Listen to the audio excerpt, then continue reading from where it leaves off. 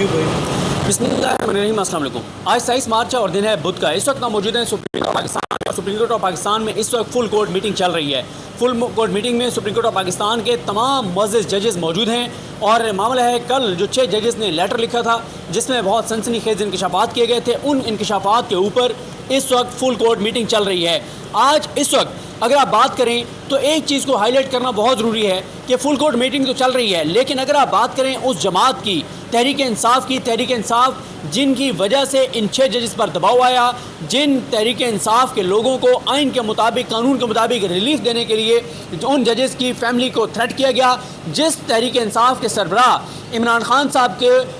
हक़ में आइन और कानून के मुताबिक, कायदे और ज़ाब्ते के मुताबिक और अपने हलफ से वफा करते हुए 2 जजेस ने जो फैसला दिया तेहरान केस में, उसकी वजह से उस एक जज के बहनोई को अगवा किया गया, करंट लगाए गए, सब कुछ किया गया। लेकिन इस वक्त जब सुप्रीम कोर्ट ऑफ पाकिस्तान में फुल कोर्ट मीटिंग चल रही है तो इस वक्त जहाँ पे तहरीक इंसाफ का कोई एक भी वकील मौजूद नहीं है। तहरीक इंसाफ की अगर आप बात करें, तहरीक इंसाफ देखें, अगर आप कंपैरिजन करें नून लीग और तहरीक इंसाफ का, नून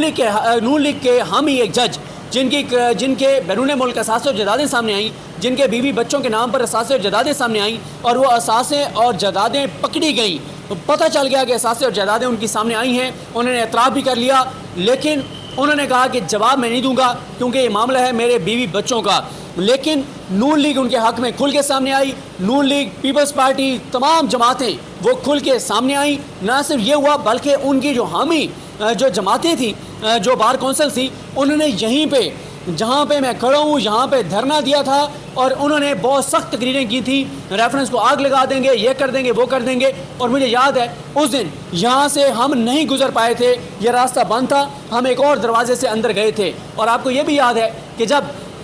नून लीग की बारी आई, जब नून लीग का मामला था तो नून लीग ने जजेस को कत्ल की धमकियाँ तक दी, उनके बच्चों को कत्ल की धमकियाँ दी। लेकिन तहरीक इंसाफ जिनके हक़ में सबसे बड़ी कल गवाही आई है, जिनके सरबराह इमरान खान साहब के हक़ में कल सबसे बड़ी गवाही आई है, जिस तहरीक इंसाफ की वजह से जुडिशरी के ऊपर इतना प्रेशर आया और ये जजेस खड़े हो गए हैं, तहरीक इंसाफ का एक भी वकील इस वक्त यहाँ पर अहाता अदालत में मौजूद नहीं है। अगर नून लीग होती क्या करती? नून लीग होती तो ये करती कि इस वक्त यहाँ पर जब फुल कोर्ट मीटिंग अंदर चल रही है, यहाँ पे 400-500 वकील नून लीग के हामी मौजूद होते, पूरा यहाँ पे माहौल बना के रखा होता, मीडिया मुसलसल रिपोर्ट कर रहा होता, सोशल मीडिया मुसलसल रिपोर्ट कर रहा होता, पूरा यहाँ पे नारे लग रहे होते, पूरा यहाँ पे एक दबाव होता, अंदर जजेस तक ये मैसेज आ रहा होता कि इस वक्त बाहर इतनी बड़ी तादाद में वकील जो हैं वो मौजूद हैं, लेकिन तहरीक इंसाफ का एक भी वकील मौजूद नहीं है। तहरीक इंसाफ के जो हामिद खान साहब हैं या दीगर वकला हैं, उनकी आप इससे अंदाज़ा लगाएं कि ये उनकी सिंसेरिटी है इमरान खान के साथ,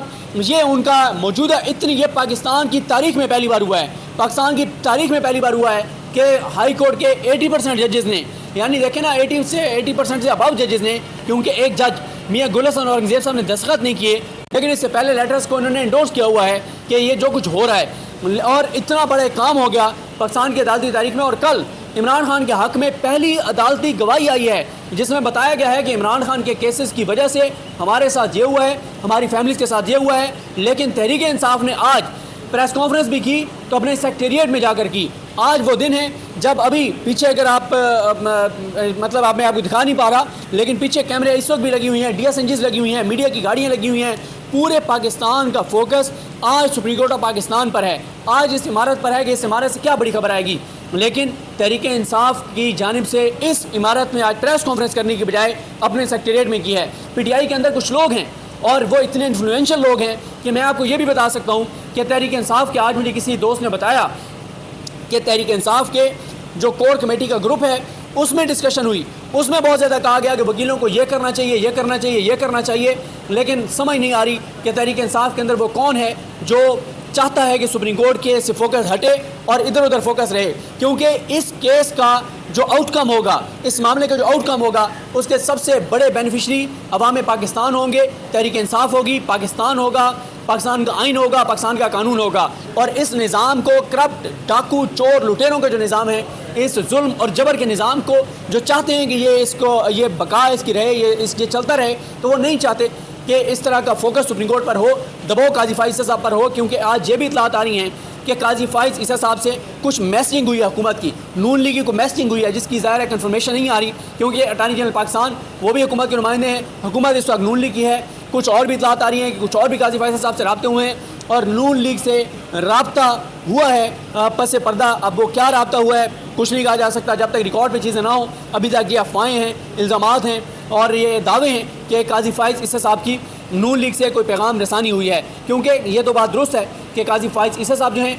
उनके आज़म नज़ीर तारड़ साहब के साथ बहुत अच्छे तल्लुकात हैं और आज़म नज़ीर तारड़ साहब ने काजी फाइज ईसा साहब का रेफरेंस आया था उसमें बहुत ज़्यादा उनको सपोर्ट किया था। और इस वक्त आप देखें कि पाकिस्तान बार कौंसिल उसने अपना इजलास 10 दिन बाद बुलाया है, हंगामी इजलास 10 दिन बाद बुलाया है। और बाकी भी जो हामिद खान साहब हैं उन पर बहुत ज़्यादा पीटीआई के अंदर से कहा गया। नौजवान वकला ने कहा, नईम हैदर पंजोता का मैंने ट्वीट पढ़ा, इंतज़ार हुसैन पंजोता का ट्वीट पढ़ा कि फौरी तौर पर वकला तहरीक का ऐलान करें, वकीलों को हमें निकालना होगा, आवाम को निकालना होगा। लेकिन हामिद खान साहब ऐसा कोई ऐलान नहीं कर रहे। और इसमें मैं आपको बता दूं कि हामिद खान साहब अकेले नहीं हैं, पीटीआई के अंदर ऐसे इन्फ्लुएंशियल लोग जो फैसला साजी करते हैं वो नहीं चाहते कि सुप्रीम कोर्ट के ऊपर फोकस आए, क्योंकि सुप्रीम कोर्ट पर फोकस आएगा जो इमरान खान चाहते हैं तो फिर यहाँ से वो फैसले होंगे जो इस निज़ाम की बका के लिए मुमकिन नहीं है। क्योंकि अभी जो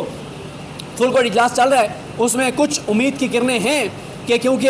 उस फुल कोर्ट में जस्टिस मुनीब अख्तर साहब भी बैठे हैं, जस्टिस आयशा मलिक साहबा भी बैठी हैं, जस्टिस अतर मिनल्ला साहब भी बैठे हैं। ये 3 वो जज हैं जिनके जो इस वक्त अंदर बैठे हैं और याया अफरीदी साहब बैठे हैं। तो इन 4 से बड़ी होप्स हैं कि ये 4 जज खुल के बात करेंगे और ये आइन और कानून के मुताबिक बात करेंगे, ये अपने हलफ के मुताबिक बात करेंगे। बाकी जजेस भी उनको करनी तो चाहिए, जमाल खान मज़ूर साहब को बात करनी चाहिए, लेकिन बदकिस्मती से हम देखते हैं कि कुछ जजेस जो हैं वो कमज़ोर जजेस हैं। कुछ जजेस का हम देखते हैं कि वो काजी साहब के साथ अलाइंड हैं, वो आंखें बंद करके काजी साहब के साथ जाते हैं। जैसे कि आपने देखा कि बल्ले छीनने के केस में मोहम्मद अली मज़हर साहब और मुसर्रत हिलाली साहबा काजी फाइज ईसा साहब के साथ थे और उन्होंने बल्ला छीना। और आज जो पाकिस्तान के अंदर अदम इस्तेकाम आप देख रहे हैं वो अदम इस्तेकाम उसी बल्ले के निशान छीनने की वजह से है। एक चीज़ और आपको बताऊँ, देखें तहरीक इंसाफ की 3-4 नशिस्तें जारी हैं सेनेट की KPK से, क्योंकि आज पेशावर हाई कोर्ट ने हुक्म दे दिया है कि 2 अप्रैल से पहले मखसूस नशिस्तों पर हलफ लिया जाए। मखसूस नशिस्तों वाला पेशावर हाई कोर्ट का जो फैसला है तहरीक इंसाफ के खिलाफ, इस लम्हे तक जब मैं आपके सामने खड़ा हूँ इस लम्हे तक तहरीक इंसाफ ने वो फैसला चैलेंज नहीं किया। अब आज ये जो फैसला आया है, ज़ाहिर है ये जो ऑर्डर है वो मिलेगा तो चैलेंज करेंगे 2 अप्रैल से पहले बयान जो हलफ लेने वाला है। लेकिन ये मैटर नहीं करता, इसमें तहरीक इंसाफ को रिलीफ नहीं मिलेगा। तहरीक इंसाफ को जो रिलीफ मिलना है वो मखसूस नशिस्तों वाले मामले में मिल सकता है, वो मामला इन्होंने सुप्रीम कोर्ट लेकर आना है। लेकिन इस वक्त जब मैं आपके सामने खड़ा बात कर रहा हूँ, इस वक्त तक 27 मार्च गुजर चुकी है, अदालती वक्त गुजर चुका है। इस लम्हे तक तहरीक इंसाफ ने जो बल्ले के निशान वाला मखसूस नशिस्तों वाला जो मामला है पेशावर हाई कोर्ट वाला, उसको चैलेंज नहीं किया। क्योंकि तहरीक इंसाफ अगर उसको चैलेंज करेगी और जाके काजी साहब की अदालत में कहेगी कि आज इस केस को लगाएं, तो काजी साहब अगर नहीं लगाएंगे तो उनके ऊपर दबाव बढ़ेगा और उनको लगाना पड़ेगा। लेकिन तहरीक इंसाफ ऐसा नहीं कर रही। फिर एक और चीज़, आज 2.5-3 घंटे तक सहाफ़ियों के हवाले से केस की लाइव प्रोसीडिंग थी। अगर मुझे एक थोड़ा सा अपने तसव्वुर करें कि अगर आज तहरीक इंसाफ के 40-50 वकील कमरे अदालत में आते और आके काजी साहब को बड़े एहतराम से कहते कि काजी साहब आप ये केस सुन रहे हैं, लेकिन आज अभी और इसी वक्त आपको फुल कोर्ट बिठाकर ओपन कोर्ट में आपको सुनना चाहिए जो जजेस ने लेटर लिखा है, तो उस पर क्या होता?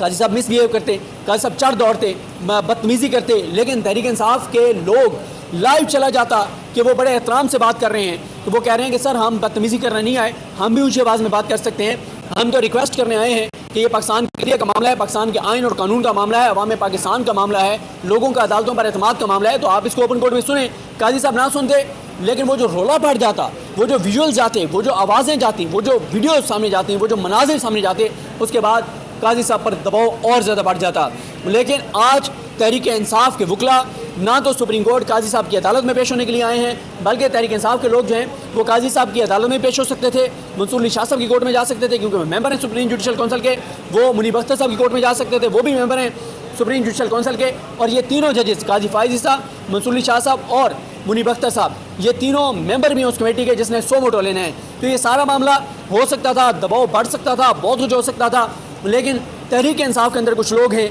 जो नहीं चाहते कि फोकस काजी साहब की तरफ रहे, और हामिद खान साहब ने बड़ी खूबसूरती से सारा focus chief justice Islamabad court justice Aamir Farooq साहब की तरफ कर दिया है कि उनको रिज़ाइन करना चाहिए। भाई आप फिर लेके आए ना, रेफरेंस लेके आए, हामिद खान साहब, उनका ग्रुप, उनकी बार्स लेके आए ना, रेफरेंस लेकर आए, रेफरेंस दायर करेंगे तो वो रेफरेंस सुप्रीम कोर्ट काउंसिल को सुनना पड़ेगा, क्योंकि उस लेटर में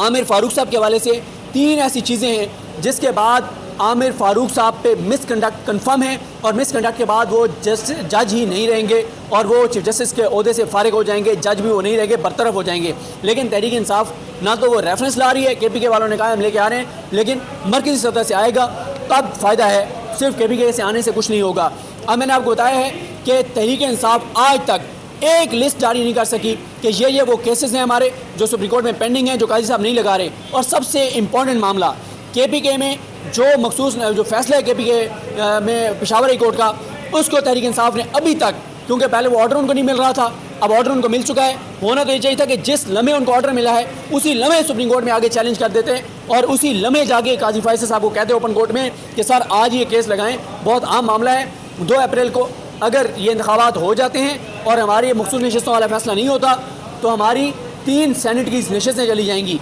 पहले तहरीक इंसाफ के 8 फरवरी को जो मैंडेट चोरी हुआ उसकी वजह से तहरीक इंसाफ की कई सीटें चली गई हैं पंजाब में, क्योंकि उनके MPs बहुत कम हो गए और ये सारी चीज़ें। लेकिन अब KPK से उनकी 3 नशस्तें जो हैं वो जारी हैं। तो इस सारी सूरत हाल में हमें नज़र आ रहा है तहरीक इंसाफ की जो नाअहली है